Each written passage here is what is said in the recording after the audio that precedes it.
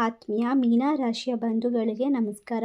ಇವತ್ತು ನಾನು ಮೀನರಾಶಿಯವರ ಭವಿಷ್ಯ ಯಾವ ರೀತಿ ಇರುತ್ತೆ, ಸಾಡೆ ಸಾತಿಯನ್ನು ಒಂದೇ ಒಂದು ಹಂತದಲ್ಲಿ ಪೂರೈಸಿ ಎರಡನೇ ಹಂತಕ್ಕೆ ಕಾಲಿಟ್ಟಿರೋದ್ರಿಂದ ಕಷ್ಟ ಅಂದರೆ ಏನು, ನಷ್ಟ ಅಂದರೆ ಏನು, ಯಾರು ನಮ್ಮವರು ಯಾರು ನಮ್ಮವರಲ್ಲ, ದುಡ್ಡು ಅಂದರೆ ಏನು, ದುಡ್ಡು ಹೇಗೆ ಖರ್ಚು ಮಾಡಬೇಕು, ದುಡ್ಡು ಹೇಗೆ ಉಳಿಸ್ಬೇಕು, ಪ್ರತಿಯೊಂದು ಜೀವನದ ಪಾಠವನ್ನು ಕಲಿತವರೇ ಈ ಮೀನರಾಶಿಯವರು.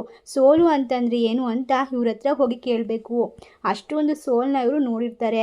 ಮೀನರಾಶಿಯ ವ್ಯಕ್ತಿಗಳ ಹತ್ರ ನಾವು ಯಾವುದೇ ರೀತಿಯ ಕಷ್ಟಗಳನ್ನ ಕೇಳಿದ್ರೆ ಅವ್ರು ನಮಗೆ ಜೀವನದ ಪಾಠನ ತುಂಬ ಚೆನ್ನಾಗಿ ಹೇಳ್ಕೊಡ್ತಾರೆ. ಅಂದರೆ ಗೆಲುವನ್ನ ಅವರು ನೋಡಿರೋದು ತುಂಬ ಕಮ್ಮಿ.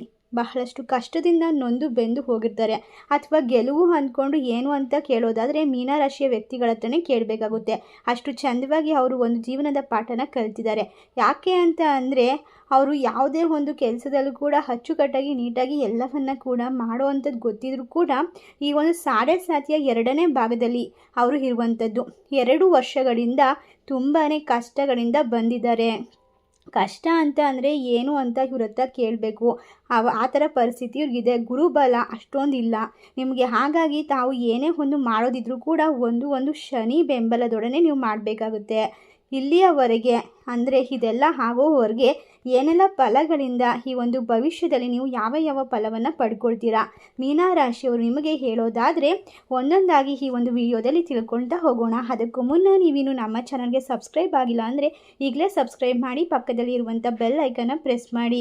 ಇನ್ನು ಮೀನರಾಶಿಯವರು ಸ್ವಲ್ಪ ಚಂಚಲವಾಗಿರುವಂತಹ ಸ್ವಭಾವವನ್ನು ಹೊಂದಿರುವಂತಹ ವ್ಯಕ್ತಿಗಳಾಗಿರ್ತಾರೆ. ನಿಮಗೆ ಖಂಡಿತವಾಗ್ಲೂ ಮೀನರಾಶಿಯವರ ಬುದ್ಧಿ ಈ ಸಂದರ್ಭದಲ್ಲಿ ಸ್ವಲ್ಪ ಚಂಚಲವಾಗಿರುತ್ತೆ. ಅದು ಏನು ಮಾಡಬೇಕು ಅಥವಾ ಈ ಥರ ಮಾಡಿದ್ರೆ ಸರಿನಾ ಮಾಡಬಾರ್ದಾ, ಯಾವುದು ಸರಿ ಯಾವುದು ತಪ್ಪು, ಯಾವುದನ್ನು ಮಾಡಬೇಕು, ಮೊದಲೇ ಒಂದು ನಷ್ಟದಲ್ಲೇ ಇರ್ತಾರೆ. ಅಂಥದ್ರಲ್ಲಿ ಇವ್ರಿಗೆ 120 ಯೋಚನೆಗಳು ಬರ್ತಾ ಇರುತ್ತೆ.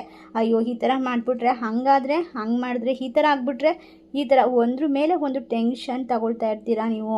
ಅಷ್ಟೇ ಅಲ್ಲದೆ ಅಯ್ಯೋ ದೇವರೇ ನನ್ನ ಜೀವನ ಮುಗಿದೋಯ್ತಾ, ಇಷ್ಟೇ ನನ್ನ ಜೀವನದಲ್ಲಿ ಬರೀ ನಾನು ನೋಡಿದೆಲ್ಲ ಕಷ್ಟನೇನಾ, ಅದು ಇದು ಅಂತ 100 ಯೋಚನೆ ತಲೆಗೆ ಬರ್ತಿರುತ್ತೆ. ಈ ಥರ ಚಂಚಲ ಬುದ್ಧಿ ಇರುತ್ತೆ. ಖಂಡಿತವಾಗ್ಲೂ ಎಷ್ಟೇ ಚಂಚಲ ಬುದ್ಧಿ ಕೂಡ ಇದ್ದರೂ ಇವ್ರಿಗೆ ಯಾವುದೇ ರೀತಿಯ ಒಂದು ಎಷ್ಟೊಂದು ಯೋಚನೆಗಳು ಬಂದರೂ ಕೂಡ ನಿಮ್ಮ ಮೈಂಡಲ್ಲಿ ನಿಮ್ಮ ಕಂಟ್ರೋಲಲ್ಲಿ ಇರುತ್ತೆ. ಅದೇ ರೀತಿ ಯಾವುದಾದ್ರೂ ಒಂದನ್ನು ಇಟ್ಕೊಂಡು ಇದ್ದ ಹಾಗೆ ಆಗಬೇಕು, ಇಲ್ಲ ಅಂದರೆ ನಾವು ಅಂದ್ಕೊಳ್ತಾ ಇದ್ದೀನಿ ಈ ಕೆಲಸ ನಾನು ಮಾಡಲೇಬೇಕು ಅಂತ ನೀವು ಆತ್ಮವಿಶ್ವಾಸದಿಂದ ನೀವು ಕೆಲಸನ ಕುತ್ಕೊಂಡು ಜಾಗದಲ್ಲೇ ಮಾಡಿ ಮುಗಿಸುವಂತಹ ಚಾಣಕ್ಷತನ ಕೂಡ ಇರುತ್ತೆ. ಈ ಒಂದು ಶನಿ ಪ್ರಭಾವದಿಂದ ನಿಮಗೆ ಚಂಚಲನ ಬುದ್ಧಿ ಅಂತ ಬಂದ್ಬಿಟ್ಟಿರುತ್ತೆ. ಆದರೆ ಏನು ಮಾಡೋಕ್ಕಾಗುತ್ತೆ. ಆದರೆ ನೀವು ಯೋಚನೆ ಮಾಡಬಾರ್ದು, ಫೋಕಸ್ ಮಾಡಬೇಕು. ಯಾವುದೇ ಒಂದು ಕೆಲಸನ ಮಾಡಬೇಕಂದ್ರೆ ನೀವು ಮನಸ್ಸಿಟ್ಟು ಫೋಕಸ್ಸಿಂದ ಪ್ರಯತ್ನಪಟ್ಟು ಮಾಡಿದ್ದೇ ಆದಲ್ಲಿ 100ಕ್ಕೆ 100ರಷ್ಟು ಆ ಕೆಲಸ ಸಕ್ಸಸ್ಸೇ ಆಗುತ್ತೆ. ಎಲ್ಲ ಕೆಲಸ ಕೂಡ ಫೋಕಸ್ ಇಟ್ಕೊಂಡು ಮಾಡ್ಕೊಂಡು ಹೋಗಿ. ಅದರಿಂದ ನಿಮಗೆ ಯಾವತ್ತೂ ಕೂಡ ಒಂದು ನಷ್ಟ ಅನ್ನೋದಾಗಲ್ಲ. ನಿಮಗೆ ಯಾವತ್ತೂ ಕೂಡ ಯಾರೂ ತಡೆಯೋಕ್ಕಾಗೋದಿಲ್ಲ, ನಿಮ್ಮನ್ನು ಯಾರೂ ಗೆಲ್ಲೋಕ್ಕೂ ಕೂಡ ಆಗೋದಿಲ್ಲ. ಕರ್ಮ ಮಾರ್ಗ ಚೆನ್ನಾಗಿದ್ದರೆ ಖಂಡಿತವಾಗ್ಲೂ ಕೂಡ ಶನಿಯ ಬೆಂಬಲ ಇದ್ದೇ ಇರುತ್ತೆ. ನೀವು ಭಯ ಬೀಳುವಂತಹ ಅವಶ್ಯಕತೆ ಇಲ್ಲ. ಕೆಲವೊಂದಿಷ್ಟು ಜನರಿಂದ ನಿಮಗೆ ನಂಬಿಕೆ ಮೋಸ ಆಗಿರುವಂಥದ್ದು ಆಲ್ರೆಡಿ ಆಗಿರುತ್ತೆ. ನಿಮಗೆ ಈ ನಂಬಿಕೆ ದ್ರೋಹ ಹೇಳುವಂಥದ್ದು ನಿಮಗೆ ಅದೇನು ಹೊಸ್ತಲ್ಲ. ಮೀನರಾಶಿಯವರಿಗೆ ನಂಬಿಸಿ ಮೋಸ ಮಾಡಿರ್ತಾರೆ. ಸ್ವಂತ ಮನೆಯವರೇ ಆಗಿರ್ಬೋದು, ಫ್ರೆಂಡ್ಸೇ ಆಗಿರ್ಬೋದು. ಮೀನರಾಶಿಯವರಿಗೆ ನಂಬಿಕೆ ದ್ರೋಹದಲ್ಲಿ ಪಕ್ಕ ಇವ್ರಿಗೆ ಹಾಗೇ ಆಗಿರುತ್ತೆ. ಆದರೆ ನೀವು ಅದನ್ನೇ ಕೊರಗ್ತಾ ಕೂತ್ಕೋಬೇಡಿ, ತಲೆ ಕೆಡ್ಸ್ಕೊಳ್ಳೋಕೆ ಹೋಗಬೇಡಿ. ಆಗಿದ್ದೆಲ್ಲ ಆಗೋಗಿದೆ. ನಿಮ್ಮ ಕುಟುಂಬಸ್ಥರಿಂದನೇ ಆಗಿರುತ್ತೆ, ಕೆಲವೊಂದು ಸತಿ ನಿಮ್ಮ ಕ್ಲಾಸ್ಮೇಟ್ಗಳಿಂದನೇ ಆಗಿರುತ್ತೆ, ಅಥವಾ ನಿಮ್ಮ ಫ್ರೆಂಡ್ಸ್ಗಳು ನಿಮ್ಮ ಜೊತೆಗಿರೋ ಅಂಥವ್ರಿಂದನೇ ನಂಬಿಕೆ ದ್ರೋಹ ಅನ್ನೋದು ಆಗಿರುತ್ತೆ. ಮೀನರಾಶಿಯವರು ಬಹಳ ಅನುಭವಿಸಿದ್ದೀರಾ 2.5 ವರ್ಷದಲ್ಲಿ. ಅದಕ್ಕೇ ಇನ್ನು ಮುಂದೆ ಕೂಡ ಅದನ್ನು ನೀವು ಕಂಟಿನ್ಯೂ ಆಗುವಂಥ ಸಾಧ್ಯತೆಗಳಿವೆ. ಯಾರಿಗಾಗ ನೀವು ಅಷ್ಟಾಗಿ ನಂಬಿಕೆನ ಕೊಡೋಕ್ಕೆ ಹೋಗಬೇಡಿ. ಇಷ್ಟು ದಿನ 2.5 ವರ್ಷದ ನೀವು ಕಷ್ಟಪಟ್ಟಿದ್ದೀರಾ, ಮತ್ತು ಒಬ್ಬರು ನಮಗೆ ಮೋಸ ಹೋಗಿದ್ದೀರಾ. ನೀವು ಮತ್ತೆ ಮುಂದೆ ಅದೇ ತಪ್ಪನ್ನ ಮಾಡಿದ್ರೆ ನಿಮ್ಗೆ ಏನು ಪ್ರಯೋಜನ, ಏನು ಬುದ್ಧಿನ ಕಲ್ತಂಗಾಯಿತು. ಅದಕ್ಕೋಸ್ಕರ ಯಾರನ್ನೂ ಕೂಡ ನಂಬಕ್ಕೆ ಹೋಗಬೇಡಿ. ನಿಮಗೆ ಆ ವ್ಯಕ್ತಿಯ ಬಗ್ಗೆ ಎಲ್ಲನೂ ಪ್ರತಿಯೊಂದು ಡೀಟೇಲ್ ಗೊತ್ತಿದ್ದಾಗ ಮಾತ್ರ ನೀವು ನಂಬಿ. ಅದನ್ನು ಬಿಟ್ಟು ಅವ್ನು ನಂಬೇಕಾ ಬೇಡವಾ ಅಂತ ನೀವೇ ಕನ್ಫ್ಯೂಸ್ ಮಾಡಿಕೊಂಡು ನಂಬಿಕೊಂಡು ಅದರಿಂದ ನಾಳೆ ದಿನ ತೊಂದರೆ ಆದಾಗ ಯೋಚನೆ ಮಾಡ್ಕೊಂಡು ಕೂತ್ಕೊಂಡ್ರೆ ಎಲ್ಲ ಸರಿ ಹೋಗಲ್ಲ. ಅದಕ್ಕೋಸ್ಕರ ನಿಮಗೆ ಗೊತ್ತಿರುವಂತಹ ಪರಿಚಯ ಇರುವಂತಹ ವ್ಯಕ್ತಿಗಳನ್ನ ನೀವು ನಂಬಿ ಅವ್ರ ಜೊತೆ ಒಂದು ಫ್ರೆಂಡ್ಶಿಪ್ನ ಮಾಡೋದು ತುಂಬ ಒಳ್ಳೆಯದು ಅಂತ ಹೇಳಬಹುದು. ಇನ್ನು ಮುಂದೆ ನೋಡೋದಿದ್ರೆ ನಿಮಗೆ ಶತ್ರುಗಳು ಎಲ್ಲಿದ್ದಾರೆ ಅಂದ್ಕೊಂಡು ಕೇಳೋದಾದರೆ ಬಗಲ್ ಮೇ ದುಶ್ಮನ್ ಹೈ ಅಂತ ಅಂತಾರಲ್ಲ, ಅದೇ ರೀತಿಯಾಗಿ ನಿಮ್ಮ ಪಕ್ಕದಲ್ಲೇ ನಿಮ್ಮ ಸ್ವಂತ ಕುಟುಂಬದವರೇ ಆಗಿರ್ಬೋದು ಅಥವಾ ನಿಮ್ಮ ಫ್ರೆಂಡ್ಸೇ ಆಗಿರ್ಬೋದು, ಎಲ್ಲರಿಗೂ ಕೂಡ ನಿಮ್ಮನ್ನ ಕಂಡ್ರೆ ಯಾರಿಗೂ ಆಗೋದಿಲ್ಲ. ಯಾಕಂದರೆ ನಿಮ್ಮದು ಒಂದು ಯಾವ ರೀತಿ ಗುಣ ಇರುತ್ತೆ, ಕೇಳಿದರೆ ಎಲ್ಲನೂ ಕೂಡ ನಂಬಿಬಿಡ್ತೀರಾ. ಅದ್ರ ನಂತರ ನೀವು ಏನು ಮಾಡಬೇಕಂತ ಗೊತ್ತಾಗಲ್ಲ, ಕನ್ಫ್ಯೂಸ್ ಮೈಂಡಲ್ಲಿ ಇರ್ತೀರಾ. ಇದರಿಂದ ಏನಾಗುತ್ತೆ ಅಂತ ಅಂದರೆ ನಂಬಿಕೆ ದ್ರೋಹ ಮಾಡೋರಿಗೆಲ್ಲ ಅದು ಒಂದು ಅಡ್ವಾಂಟೇಜ್ ಥರ ಇರುತ್ತೆ. ಅದಕ್ಕೋಸ್ಕರ ಇವರು ಈ ಥರನೇ ಇರ್ತಾನೆ, ಹೇಳಿದೆಲ್ಲ ಕೇಳಿಬಿಡ್ತಾರೆ, ನಂಬಿಡ್ತಾರೆ ಅಂತ ಅಂದ್ಬಿಟ್ಟು ನಿಮಗೆ ಮೋಸ ಮಾಡೋಕ್ಕೆ ಹೆಚ್ಚು ಜನ ಬರ್ತಾ ಇರ್ತಾರೆ. ಇನ್ನು ಮೀನರಾಶಿಯವರು ಭಾವನಾತ್ಮಕ ಜೀವಿಗಳಾಗಿರ್ತಾರೆ. ಮೀನರಾಶಿಯವರು ಒಬ್ಬರಿಗೆ ನಂಬಿದ್ರೆ ಅವ್ರ ಮೇಲೆ ಎಷ್ಟು ಡಿಪೆಂಡ್ ಆಗ್ತಾ ಹೋಗ್ತಾರೆ ಅಂತಂದರೆ ಅವ್ರು ಏನೇ ಹೇಳಿದ್ರು ಕೂಡ ನಂಬೋದು, ಅವ್ರು ಏನು ಮಾಡಿದ್ರು ಕೂಡ ಏನು ತಲೆ ಕೆಡಿಸ್ಕೊಳ್ಳಲ್ಲ. ನಮ್ಮ ಒಳ್ಳೇದಕ್ಕೆ ಮಾಡ್ತಾರೆ, ನಮ್ಮ ಒಳ್ಳೇದಕ್ಕೆ ಹೇಳ್ತಾರೆ ಅನ್ನೋಷ್ಟು ನಂಬಿಕೆನ ಇಟ್ಕೊಂಡ್ಬಿಟ್ಟಿರ್ತಾರೆ. ತುಂಬ ಭಾವನಾತ್ಮಕವಾಗಿ ಅಪ್ಪ ಅಮ್ಮ ಆಗಿರ್ಬೋದು, ಮನೆ ಫ್ರೆಂಡ್ಸ್ ಆ್ಯಂಡ್ ಫ್ಯಾಮಿಲಿ ಆಗಿರ್ಬೋದು, ಎಲ್ಲರೂ ಕೂಡ ಒಂದು ಬೆಲೆನ ಕೊಡ್ತಾರೆ, ಅವ್ರ ಮಾತುಗಳನ್ನ ಕೇಳ್ತಾರೆ. ಅಷ್ಟೇ ಒಂದು ಒಳ್ಳೆ ವ್ಯಕ್ತಿತ್ವ ಇರುತ್ತೆ. ಆಮೇಲೆ ಡಿಪೆಂಡೆನ್ಸಿ ಏನಿದೆ ಅದು ನಿಮಗೆ ಮುಳುವಾಗುವಂಥದ್ದು. ನೀವು ಯಾರ ಮೇಲೂ ಡಿಪೆಂಡ್ ಆಗಬೇಡಿ. ನೀವು ಡಿಪೆಂಡ್ ಆಗೋದ್ರಿಂದನೇ ಎಲ್ಲರೂ ನಿಮ್ಮನ್ನ ಸರಾಗ ಅಂತ ಅನ್ಕೋತಾರೆ, ಹಗ್ಗವಾಗಿ ತಿಳ್ಕೊಳ್ತಾರೆ. ಆ ಡಿಪೆಂಡೆನ್ಸಿನೇ ಮತ್ತೊಬ್ಬನಿಗೆ ನಿಮ್ಮ ಮೇಲೆ ಅಡ್ವಾಂಟೇಜ್ ತಗೊಳ್ಳುವಂಥದ್ದು ಅವಕಾಶ ಬಹಳ ಕೊಡ್ತೀರಾ ನೀವು. ಅದಕ್ಕೇ ಯಾರ ಮೇಲೂ ಕೂಡ ಡಿಪೆಂಡ್ ಆಗೋಕ್ಕೆ ಹೋಗಬೇಡಿ ಮೀನರಾಶಿಯವರೇ. ಸದ್ಯದ ಮಟ್ಟಿಗೆ ಈ ಸಾಡೆ ಸಾತಿ ಎಲ್ಲ ಮುಗಿದ ಮೇಲೆ ನೀವು ಆರಾಮ್ಸೆ ಇರಿ. ಯಾರ ಮೇಲೂ ಡಿಪೆಂಡ್ ಆಗದೆ ಏನು ಸಮಸ್ಯೆ ಬಂದರೂ ಕೂಡ ಎದುರಿಸುವಂಥ ಶಕ್ತಿ ತೊಗೊಳ್ಳಿ, ಧೈರ್ಯ ತೊಗೊಳ್ಳಿ. ಅದರಿಂದ ನಿಮ್ಗೆ ಯಾವ ಸಮಸ್ಯೆ ಕೂಡ ಬರೋದಿಲ್ಲ. ಈ ಸದ್ಯದಲ್ಲೇ ನಾನು ಹೇಳ್ತಿರೋದು, ಯಾರ ಮೇಲೂ ಕೂಡ ನೀವು ಡಿಪೆಂಡ್ ಆಗೋಕ್ಕೆ ಹೋಗಬೇಡಿ. ಡಿಪೆಂಡ್ ಆದರೆ ನೀವು ಕೆಟ್ರಿ ಅಂತಲೇ ಅಂದ್ಕೊಳ್ಳಿ. ಯಾಕಂದರೆ ನಿಮ್ಮ ದುಡಿಮೆ, ನಿಮ್ಮ ಶ್ರಮನೇ ನಿಮಗೆ ಕಾಯುತ್ತೆ. ಬಿಟ್ಟರೆ ಮೂರನೇ ವ್ಯಕ್ತಿಗಳು ಯಾರೂ ಕೂಡ ಕಾಯೋದಿಲ್ಲ. ಯಾಕೆ ಹೇಳಿ, ನೀವು ಕಷ್ಟಪಟ್ಟು ದುಡಿಬೇಕು, ನಿಮ್ಮ ಜೀವನ ನೀವು ನಡೆಸಬೇಕು. ಆದರೆ ನೀವು ಕಷ್ಟನೆಲ್ಲ ನೀವು ಪಡ್ತೀರಾ, ಕ್ರೆಡಿಟ್ಸ್ ಎಲ್ಲ ಬೇರೆಯವ್ರಿಗೆ ಕೊಡ್ತೀರಾ. ಅಯ್ಯೋ ಇವ್ರು ಇರೋದಕ್ಕೆ ನಾನು ಚೆನ್ನಾಗಿರೋದು, ಇವನೇ ನನ್ನ ಚೆನ್ನಾಗಿ ನೋಡ್ಕೊತಾ ಇರೋದು ಅಂತ. ಯಾರೂ ದುಡ್ಡು ಕೊಡದೆ ನಿಮ್ಮನ್ನ ಚೆನ್ನಾಗಿ ನೋಡ್ಕೊಳ್ಳಲ್ಲ. ನೀವು ಕಷ್ಟಪಟ್ಟು ಶ್ರಮಪಟ್ಟು ಕೆಲಸ ಮಾಡ್ತೀರ ಅಂದಮೇಲೆ ನಿಮ್ಮ ಶ್ರಮನ ನೀವು ನಂಬಿ. ಅದೇ ರೀತಿ ಮೀನರಾಶಿಯವರಿಗೆ ಕೋಪ ಜಾಸ್ತಿ ಬರುವಂಥದ್ದು. ನಿಮಗೆ ಕೋಪ ಯಾವತ್ತೂ ಕೂಡ ಜಾಸ್ತಿ ಬಂದರೂ ಕೂಡ ಕೋಪನ ಕಂಟ್ರೋಲಲ್ಲೇ ಇಟ್ಕೊಳ್ಬೇಕು. ದಯವಿಟ್ಟು ಆ ಕೋಪನ ಕಂಟ್ರೋಲಲ್ಲಿ ನೀವು ಇಟ್ಕೊಳ್ದೆ ಹೋದರೆ ಕೆಲವೊಂದಿಷ್ಟು ಕೆಟ್ಟ ಘಟನೆಗಳು ನಡೆದೋಗ್ಬಿಡುತ್ತೆ. ಅದೇ ನೀವು ಕೋಪನ ಕಂಟ್ರೋಲಲ್ಲಿ ಇಟ್ಕೊಂಡ್ರೆ ಒಳ್ಳೊಳ್ಳೆ ವ್ಯಕ್ತಿಗಳು ನಿಮಗೆ ಸಿಗ್ತಾರೆ. ನೀವು ಕೆಟ್ಟದಾಗಿ ಕೋಪ ಮಾಡಿಕೊಂಡು ಜಗಳ ಮಾಡ್ಕೊಳ್ಳೋದ್ರಿಂದ ಒಳ್ಳೆ ವ್ಯಕ್ತಿಗಳನ್ನ ಕೂಡ ಕಳ್ಕೊಳ್ತೀರಾ. ಅಥವಾ ನಿಮ್ಮ ಕುಟುಂಬದಲ್ಲಿ ಒಂದು ಅಶಾಂತಿ ಮೂಡಬಹುದು, ಅಥವಾ ಮಾನಸಿಕವಾಗಿ ನಿಮಗೆ ನೆಮ್ಮದಿ ಹೊರಟೋಗ್ಬೋದು. ಅದಕ್ಕಾಗಿ ಇಂತಹ ಕೋಪವನ್ನು ಬಂದರೆ ಖಂಡಿತವಾಗ್ಲೂ ಕೂಡ ನೀವು ಅದನ್ನ ಕಂಟ್ರೋಲಲ್ಲಿ ಇಟ್ಕೊಳ್ಬೇಕು.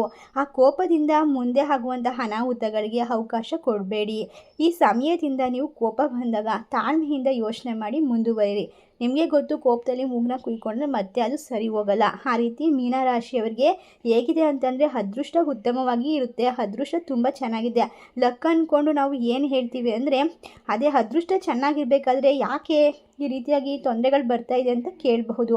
ಆದರೆ ಅದೃಷ್ಟ ಚೆನ್ನಾಗಿದ್ದಾಗ ಅದನ್ನು ನಾವು ಉಪಯೋಗ ಮಾಡ್ಕೊಳ್ಬೇಕಾಗುತ್ತೆ. ಅರ್ಥ ಆಯಿತಾ? ನನ್ನ ಹತ್ರ ಏನೋ ಒಂದು ಬೆಲೆ ಬಾಳುವಂಥ ವಸ್ತು ಇದೆ ಅಂತ ಅಂದರೆ ನಾವು ಅದನ್ನು ಸದುಪಯೋಗ ಪಡಿಸ್ಕೊಂಡು ನಮ್ಮ ಜೀವನಕ್ಕೆ ಯಾವ ರೀತಿ ಯೂಸ್ ಆಗುತ್ತೆ ಅಂತ ನಾವು ಜೀವನನ ನಡೆಸಬೇಕಾಗುತ್ತೆ. ಯುಗಾದಿಯಿಂದ ನಂತರ ನಿಮಗೆ ದಿನಗಳು ತುಂಬ ಚೆನ್ನಾಗಿದೆ, ಆದರೆ ನೀವು ಅದನ್ನ ಅರ್ಥ ಮಾಡ್ಕೋತಿಲ್ಲ ಅಷ್ಟೇ. ನಿಮಗೆ ಆರ್ಥಿಕವಾಗಿ ಕೂಡ ಲಾಭ ಬರುವಂಥದ್ದು. ಈ ಒಂದು ಶನಿಯ ಮೂಮೆಂಟ್ ಏನಿದೆ, ಇದರಿಂದ ಸ್ವಲ್ಪ ಆರ್ಥಿಕತೆ ಬಲಿಷ್ಠಗೊಳ್ಳುತ್ತೆ. ಮತ್ತು ಏನೆಲ್ಲ ನೀವು ಅಂದ್ಕೊಂಡಿದ್ದೀರೋ, ಮನೆ ಕಟ್ಟಬೇಕು, ಕಾರ್ ತೊಗೊಳ್ಬೇಕು, ಇದೇ ಥರ ಲೈಫ್ನ ಲೀಡ್ ಮಾಡಬೇಕು ಅಂತ ಯಾವ ರೀತಿ ಆಸೆ ಪಟ್ಟಿದ್ದೀರೋ ಅದೆಲ್ಲ ಕೂಡ ಮಾಡಬಹುದು. ನೀವು ಕಳ್ಕೊಂಡಂತಹ ಭಾಗ್ಯಗಳೆಲ್ಲ ಮತ್ತೆ ನಿಮ್ಮನ್ನು ಹುಡುಕಿಕೊಂಡು ಬರುತ್ತೆ, ಜಾಸ್ತಿನೇ ಸಿಗುತ್ತೆ. ಮನೆ ಕಟ್ಟುವಂಥ ಭಾಗ್ಯ ಇದೆ, ಖಂಡಿತವಾಗ್ಲೂ ನೀವು ಮನೆ ಕಟ್ಸ್ತೀರಾ. ಈ ವರ್ಷದಲ್ಲಿ ಕೆಲವೊಬ್ಬರು ತುಂಬ ಪ್ರಾಬ್ಲಮಿಂದ ಅರ್ಧ ಮನೆ ಕಟ್ಟು ನಿಲ್ಲಿಸ್ಬಿಟ್ಟಿರ್ತೀರ, ಅಂಥವ್ರು ಕೂಡ ಕಂಟಿನ್ಯೂ ಮಾಡ್ಬೋದು. ಬಟ್ 100% ಇದು ಹಾಗೆ ಆಗುತ್ತೆ. ನೋಡಿ ಬೇಕಾದರೆ ಸ್ವಲ್ಪ ಈ ಶನಿಯ ಬದಲಾವಣೆಯ ನಂತರದ ಮೂಮೆಂಟಲ್ಲಿ ಸ್ಲೋ ಆಗಿ ಬರ್ತಾ ಇರುತ್ತೆ. ಬಟ್ ಮಾಡುವಂತಹ ಕೆಲಸ ಖಂಡಿತ ಸಕ್ಸಸ್ ಆಗುತ್ತೆ ಅಂತ ಹೇಳ್ಬೋದು. ಈ ರಾಶಿಯ ಗೋಚರ ಫಲಗಳು ಅಷ್ಟೇನಾ? ನಿಮ್ಮ ಮೂಲ ಜಾತಕ ನೋಡಿಬಿಟ್ಟು ಹೇಳಬೇಕಾಗುತ್ತೆ. ಏಕೆಂದರೆ ಒಬ್ಬೊಬ್ಬರು ಜಾತಕದಲ್ಲಿ ಒಂದೊಂದು ಥರ ಇರುತ್ತೆ. ಅಂದರೆ ಮೀನರಾಶಿಯಲ್ಲಿ ಹುಟ್ಟಿದವ್ರಿಗೆಲ್ಲ ಮೀನರಾಶಿ ಥರನೇ ಜಾತಕ ಇರುತ್ತೆ ಅಂತ ಹೇಳೋಕ್ಕಾಗಲ್ಲ. ಯಾಕೆಂದರೆ ಮೀನರಾಶಿಯಲ್ಲಿ ಒಬ್ಬರು ಕೋಟ್ಯಾಧಿಪತಿ ಆಗಿರ್ತಾರೆ, ಇನ್ನೊಬ್ಬರು ತುಂಬ ಬಡವರಾಗಿರುತ್ತೆ. ಅದೇ ರೀತಿಯಾಗಿ ಕೆಲವೊಂದು 100ಕ್ಕೆ 85% ಜನಗಳು ಕಷ್ಟನೇ ಅನುಭವಿಸ್ತಾ ಇರ್ತಾರೆ ಮೀನರಾಶಿಯವರು. ಯಾಕಂತ ಅಂದರೆ ಈ ಒಂದು ಮೀನರಾಶಿಯವರಿಗೆ ಸಾಡೆ ಸಾತಿ ಇರೋದ್ರಿಂದ ಎಲ್ಲ ಕೆಲಸದಲ್ಲಿ ಸ್ವಲ್ಪ ಲೈಫಲ್ಲಿ ಅಂದ್ಕೊಂಡಿದ್ದೆಲ್ಲ ಸ್ಲೋ ಆಗ್ತಾ ಹೋಗುತ್ತೆ. ಅದಕ್ಕೋಸ್ಕರ ನೀವು ತಲೆ ಕೆಡಿಸ್ಕೊಳ್ಳೋಕೆ ಹೋಗಬೇಡಿ. ಯಾವುದೇ ರೀತಿಯ ತೊಂದರೆ ಬಂದರೂ ಕೂಡ ಅದನ್ನು ನೀವು ಸರಿ ಮಾಡ್ಕೊಳ್ಳೋ ಅಂತಹ ಒಂದು ಮನಸ್ಥಿತಿ, ಧೈರ್ಯ ನಿಮ್ಮ ಹತ್ರ ಇರುತ್ತೆ. ಅದಕ್ಕೆ ನೀವೆಲ್ಲನೂ ಸರಿ ಮಾಡ್ಕೊಂಡು ಹೋಗುವಂತಹ ಕೆಪಾಸಿಟಿನ ಹೊಂದಿರ್ತೀರ. ಅದೇ ರೀತಿ ಜೀವನ ಅಂತ ಅಂದಮೇಲೆ ಎಲ್ಲನೂ ಇರುತ್ತೆ, ಕಷ್ಟಗಳು ಬರುತ್ತೆ, ಕೆಟ್ಟದ್ದು ನಡೆಯುತ್ತೆ, ಒಳ್ಳೆಯದು ನಡೆಯುತ್ತೆ, ಎಲ್ಲನೂ ಎದುರಿಸ್ಕೊಂಡು ಹೋಗಲೇಬೇಕಾಗುತ್ತೆ. ಅದೇ ರೀತಿ ನಂಬಿ ಮೋಸ ಹೋಗಬೇಡಿ. ಯಾರನ್ನು ಕೂಡ ನಂಬಕ್ಕೆ ಹೋಗಬೇಡಿ. ಪರರನ್ನು ನಂಬಿ ಮೋಸ ಹೋಗಬೇಡಿ. ಇನ್ನೊಂದು ಪರರಿಗೆ ನಂಬಿ ಹೂಡಿಕೆಯನ್ನು ಮಾಡಬೇಡಿ. ಯಾವತ್ತೂ ಕೂಡ 10,000 ಇನ್ವೆಸ್ಟ್ ಮಾಡಿದ್ರೆ ನೀವು ಲಕ್ಷಾಧಿಪತಿ ಆಗ್ತೀಯ ಅಂತ ಅಂದರೆ ಯಾವತ್ತೂ ಕೂಡ ನಂಬಿ ದುಡ್ಡನ್ನ ಹಾಕಬೇಡಿ. ಸಡನ್ನಾಗಿ ಏನೋ ಒಂದು ಒಳ್ಳೇದಾಗುತ್ತೆ ಅಂದರೆ ನೀವೇನು ಮಾಡ್ತೀರಾ ಹೇಳಿ? ಡೌಟ್ ಪಡ್ತೀರಾ. ಯಾರೇ ಆದರೂ ಅಷ್ಟೇ ಡೌಟ್ ಪಡ್ತೀರಾ. ಯಾಕೆಂದರೆ ಇಷ್ಟೊಂದೆಲ್ಲ ಕಷ್ಟದ ಮಧ್ಯೆ ಈ ಸಿಹಿ ಸುದ್ದಿ ಹೆಂಗೆ ಸಿಗುತ್ತೆ ಅಂತ ಯೋಚನೆ ಬಂದೇ ಬರುತ್ತೆ. ಅದಕ್ಕೋಸ್ಕರ ನೋಡ್ತಾ ಇರಿ. ನೆಗೆಟಿವ್ ನೀವು ಜಾಸ್ತಿ ಆಗಿರುತ್ತೆ, ಆದರೆ ಪಾಸಿಟಿವ್ನ ನೀವು ತುಂಬಾ ಮಾಡಿಕೊಳ್ಬೇಕು. ಇನ್ನು ಯಾವ ರೀತಿಯಾಗಿ ನೀವು ಪಾಸಿಟಿವ್ ಆಗಿರ್ತೀರೋ ಅದೇ ರೀತಿಯಾಗಿ ನಿಮಗೆ ಒಳ್ಳೆಯದಾಗುತ್ತೆ. ವಿಶೇಷವಾಗಿ ಒಂದು ಮೇಲ್ ಬರುವಂತಹ ಸಾಧ್ಯತೆ ಇದೆ. ನಿಮ್ಮ ಕರ್ಮ ಮಾರ್ಗ ಗಟ್ಟಿಯಾಗಿರಲಿ. ನೀವು ಅದನ್ನು ನಂಬಿ ಕೆಲಸ ಮಾಡಿ, ಖಂಡಿತವಾಗ್ಲೂ ಕೂಡ ಆಗುತ್ತೆ. ಗುರುವಿನ ಭಾಗದಲ್ಲಿ ಶನಿ ಇದ್ದಾರೆ ಅಂತ ಅಂದರೆ ಗುರು ಯಾರು? ಧರ್ಮಕಾರಕ. ಧರ್ಮ ಮಾಡು, ದಾನ ಮಾಡು, 4 ಜನಕ್ಕೆ ಒಳ್ಳೇದು ಮಾಡಿ, 4 ಜನರಿಗೆ ಒಳ್ಳೇದನ್ನ ಮಾತಾಡಿ, ಒಳ್ಳೇದನ್ನ ಬಯಸಿದ್ರೆ ನಿಮಗೆ ಈ ಗುರುವಿನ ಭಾಗದಲ್ಲಿ ಬರ್ತಾ ಇದೆ. ಈ ಕರ್ಮ ಮಾರ್ಗದಲ್ಲಿ ಯಾವುದು ಬರ್ತಿದೆ ಅಂತಂದರೆ ಶನಿ ನೀವು ಮಾಡುವಂತಹ ಕೆಲಸಕ್ಕೆ ಪರಿಶುದ್ಧವಾಗಲಿ, ನಿಷ್ಕಲ್ಮಶವಾಗಲಿ, ಎಫರ್ಟ್ ಜಾಸ್ತಿ ಇರಲಿ, ಆದಷ್ಟು ಕ್ಲಿಯರ್ ಆಗಿ ಒಳ್ಳೊಳ್ಳೆ ಕಾರ್ಯಗಳಿಗೆ ಮಾತ್ರ ಶುಭ ಫಲ ಕೊಡ್ತಾ ಹೋಗ್ತಾನೆ ಶನಿ ಪರಮಾತ್ಮ. ಆದ್ದರಿಂದ ನೀವು ಸೋಂಬಾರಿತನನ ಬಿಟ್ಬಿಟ್ಟು ಕೆಲಸವನ್ನು ಮಾಡಬೇಕು. ಖಂಡಿತವಾಗ್ಲೂ ಕೂಡ ಈ ಒಂದು ಸಂದರ್ಭದಲ್ಲಿ ಮೀನ ರಾಶಿಯವರಿಗೆ ಎಲ್ಲ ರೀತಿಯ ಶುಭ ಫಲಗಳು ಬರುತ್ತೆ, ಅವಕಾಶಗಳು ಬರುತ್ತೆ. ಚಿನ್ನದಂತೆ ಯೂಸ್ ಮಾಡ್ಕೊಳ್ಬೇಕು. ಬಂದಂತಹ ಅವಕಾಶನ ಅಸಡ್ಡೆ ಮಾಡಬೇಡಿ. ಸೋಂಬೇರಿತನದಿಂದ ದೂರ ಇರಿ. ಎಲ್ಲ ಕೆಲಸನ ಶ್ರದ್ಧಾ ಭಕ್ತಿಯಿಂದ ಗೌರವ ಇಟ್ಟು ಕೆಲಸಗಳನ್ನು ನಿಭಾಯಿಸಿ. ನೀವು ಅಂದುಕೊಂಡಿದ್ದು ಹಾಗೆ ಆಗುತ್ತೆ. ನೀವು ಒಂದು ವಿಶೇಷವಾದ ಭದ್ರ ಬುನಾದಿನ ಹಾಕ್ಕೊಳ್ಬೇಕು. ಅದರಿಂದನೇ ಒಂದು ಫೌಂಡೇಶನ್ನ ಹಾಕ್ಕೊಂಡು ನಿಮ್ಮ ಭವಿಷ್ಯವನ್ನು ನೀವೇ ರೂಪಿಸ್ಕೊಳ್ಳಿ ಅಂತ ಹೇಳ್ತಾ, ಈ ಒಂದು ವಿಶೇಷವಾದ ಮಾಹಿತಿ ನಿಮಗೆಲ್ಲ ಇಷ್ಟವಾಗಿದ್ದರೆ ನಿಮ್ಮ ಫ್ರೆಂಡ್ಸ್ ಆ್ಯಂಡ್ ಫ್ಯಾಮಿಲಿಗೆ ಶೇರ್ ಮಾಡಿ, ಲೈಕ್ ಮಾಡಿ. ಧನ್ಯವಾದಗಳು.